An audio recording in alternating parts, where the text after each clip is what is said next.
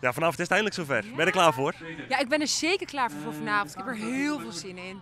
Ja, ik... Jij zegt het heel resoluut. Ja, ik ben er wel klaar voor. Oké. Jij niet? Nou, ik denk ook wel dan. Ja. Ja? We hebben hard gerepeteerd. Het is weer zit mee. Volgens mij trekt het vanavond helemaal open. Ik heb er zin in.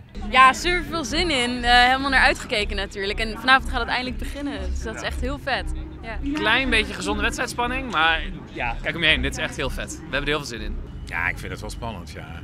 Van die eenmalige live dingen, dat is natuurlijk doodeng. Het is niet zo dat je kan denken, we stoppen even en we doen het overnieuw.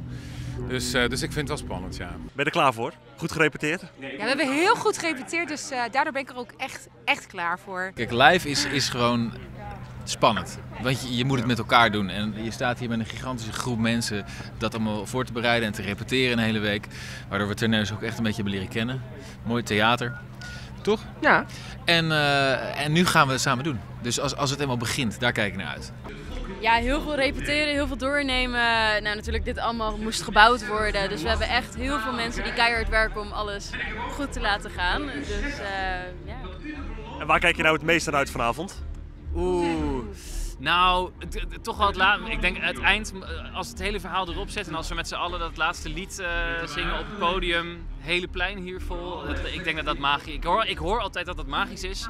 En vanavond staan we er middenin, dus dat is wel heel cool. Ja, ik denk toch wel straks het moment dat dit helemaal vol staat en we met z'n allen op het podium op het einde staan.